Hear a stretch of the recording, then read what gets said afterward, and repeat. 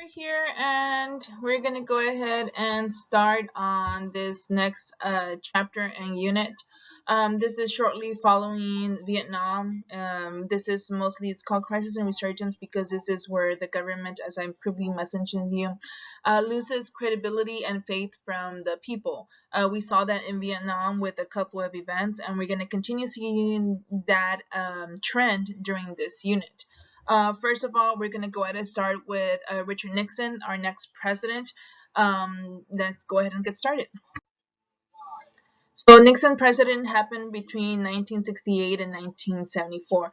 Nixon's presidency is filled with both good things that he did for the United States, but also some bad things that he did that lost a lot of credibility with the people. So people are kind of, he's known for the worst and not the good. And when people look at him, he's actually looked as a bad president, but he's kind of a little bit of both because he did do a lot of good things for the United States.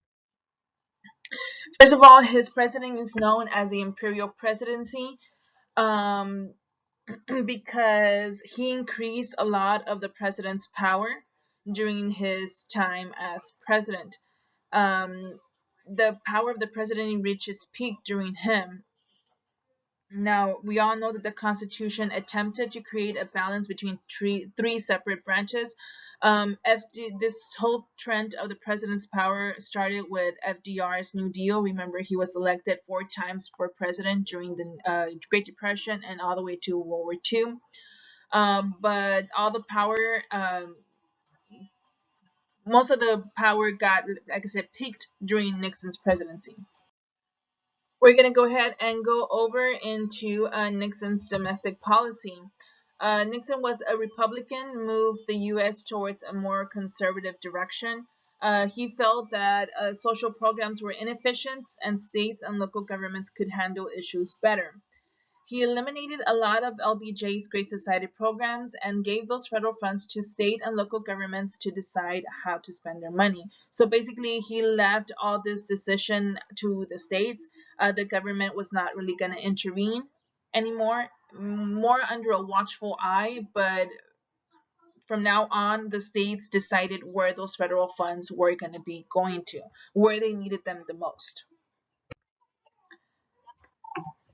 During his presidency, Supreme Court continued to protect the First Amendment rights. We have two court cases that kind of hit here. First was Tinker versus Des Moines. John and Mary Tinker, you see right there on the top right-hand corner, were suspended for school for wearing black armbands, and those armbands are the ones shown in the picture. To protest the Vietnam War. The Supreme Court ruled that this violated the First Amendment right. First Amendment right is, of course, the freedom to protest, freedom of speech. So that is why this is important, because of the suspension violated those rights. The Supreme Court had to intervene and had to reinstate them in school. Second one was Wisconsin's versus Yoder. This is regarding Amish. If you do not know, the Amish are people who live in rural areas, do not have any electricity, do not have any of the modern technologies that we have. It's basically old school. Their belief is that when a student reaches 8th grade, they leave school, public school, they have learned to read, write, all the important stuff, and then they go finish their schooling in their own church for their own community. So they leave and go to church school in their own community. Um, a couple of the Amish were actually fined because according to law, the kids needed to attend to school. However, this violated the First Amendment right, which is the freedom of religion, because it was their belief that they needed to go finish, and it was part of religion. They actually sided with the Amish and said that they had the freedom to exercise any type of religion, and if this considered them to go out in 8th grade, then they can do that. This is why the Amish are also not drafted into the army, because the Amish are amicable people. They do not believe in violence. So Wisconsin versus Yoder is a very, very important court case dealing with freedom of religion. Then we have more domestic policies under Nixon. First, we have the Environmental Protection Agency, or EPA. Most of us have heard this probably from The Simpsons. If you're not, I recommend you looking up into it. EPA was signed into law by President Nixon to protect the environment. After this, it set up air and pollution and water pollution standards that we still live up to today. He also signed what is called the Endangered Species Act, which is a law requiring the Fish and Wildlife Services to leave species of plants and animals that are threatened with extinction and making it illegal for us to hunt, fish, or kill this type of animals. The act also requires the government to protect these species in order for them to go ahead and continue surviving. Then we come with more still domestic policies. First off is the Equal Rights Amendment. It's proposed by the National Women's Party. Believe the equality of rights under the law shall not be denied or abridged by the United States by any on account of sex. Now, in 1972, the amendment was finally approved by Congress and sent to the states for ratification, but it failed. The women still at this point did not have any kind of equal rights. They were improving in their agenda, but it just didn't really pass at this point. And then we have this lovely lady named Phyllis Schlafly who opposed the ERA, which is the Equal Rights Amendment. Phyllis Schlafly, guys, is a contradiction to Betty Friedan. Betty Friedan, if you remember, wanted the woman's right, founded the Woman Now movement, and wrote The Feminine Mystique. Phyllis Schlafly actually believed that women should be housewives and go into the house life, claimed that it would deprive women of the right to be supported and protected by men. She actually believed that women needed to be under man. When she went to go did public speeches, which she did, she would start every speech with, "I would like to thank my husband for giving me permission to come and speak to you all." Phyllis Schlafly was a woman of I'm gonna say past times, but she firmly believed in her belief that women should stay in house and be housewives and raise children. Now we're going to go into Nixon's foreign agenda, foreign policy, foreign diplomacy. First of all, Nixon is the first president to ever visit China. He, after all the tensions with communism and everything, he opens relations with China. It reduces tensions and it actually establishes diplomatic relationships with China. This is why the beginning of why now we have trade options with China. This is one of the great things that Nixon did that was in foreign. Nixon's detente with the USSR, still continuing the foreign diplomacy.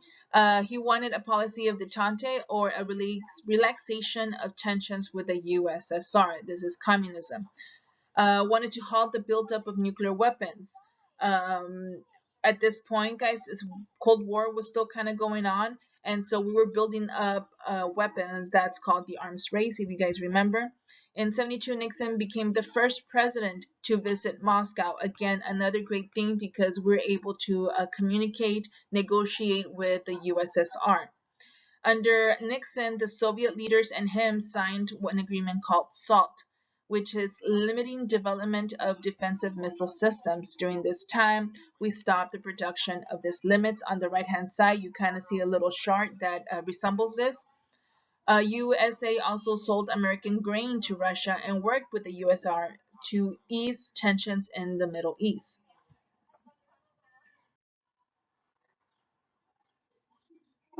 All right, Nixon's vice presidents. Nixon had used a campaign slogan of a return to law and order, but the American public soon learned Nixon's own government was corrupt. His vice president during the first term, Spiro Agnew, resigned when it was found he took bribes while governor of Maryland. Again, people lost credibility. So under the 25th Amendment, Nixon appointed Gerald Ford as his new VP. Now take a look at this. Gerald Ford was appointed. He was not elected. Ford becomes the first president to ever become president without actually being elected. Ford will later become, and that's everything. All right, shortly after that, we come to know the Watergate crisis. Watergate crisis is what Nixon is mostly known for. This is why his presidency kind of is looked up upon as a bad omen. In 72, former CIA agents, which are spies, working for Nixon's re-election committee, were caught breaking into the headquarters of the Democratic Party and a hotel known as the Watergate complex in Washington, D.C. Two investigative reports exposed the link between Nixon and the Watergate burglars. The CIA agents were going into the committee or into the headquarters to kind of look for information so Nixon can expose his counterparties, his other parties that were going against him in the election. Once they were caught, they first said, no, I don't know what they're talking about. They intended to cover up the investigations. Nixon only said that the investigation or their breaking in was in the grounds that involved national security. You don't need to know what's going to happen. They were basically trying to cover up. However, the reporters exposed the link between Nixon and the Watergate burglars. Now, once this link was exposed, special prosecutors were appointed to look for the wrongdoing. Under oath, Nixon's aides stated Nixon was part of the Watergate cover-up.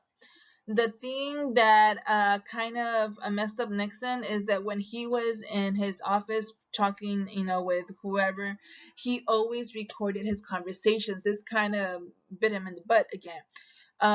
So the Senate and the House said, hey, you know what? Let me listen to those recorded conversations.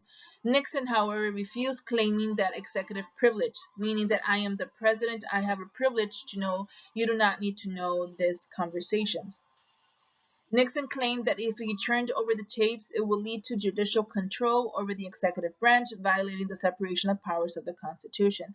Basically, he was trying to find excuses for him not to turn in the tapes. And then we have what is known as the impeachment, the House moves to impeach Nixon, which is removed from office. And we have United States versus Nixon. The Supreme Court ordered Nixon to turn over the tapes, proving that no one is above the law when it comes to, you did something wrong, you did something wrong. When the Nixon tapes were released, they revealed Nixon had lied about his involvement in the cover-up and had even deleted portions of the tape. Fearing removal from office, because I believe he would have been the first president to actually be removed if the impeachment had continued. Nixon became the first president to resign from office and still the only president to resign from office, making his vice president Ford the president of the United States. Now, what do we learn about the impact of the Watergate? Is the first time a president resigned, it lowered the public confidence in the government again. The first time, of course, it was LBJ with Vietnam. It showed presidential power gave opportunity for abuses. Proved our government is based on laws and the system of check and balances actually works because this is the judicial court that asks for the tapes. It strengthened the role of the press in informing the public. Again, we go back to muckraking back in the 20s, you guys remember, and Congress passed new laws to limit presidential powers. I want to go back a little bit to the power of the press has. This in this case, the press does have power, it did give, but how out of control do you believe that press power has gone in today's life? This is only the beginning, and it has really gone out of hand now in times. um that's it for my lecture, guys. Just keep on and keeping an eye. I might put a discussion post later on, or I might put an assignment for you guys. Either way, they're both assignments, so just keep an eye on. I will be posting the work later.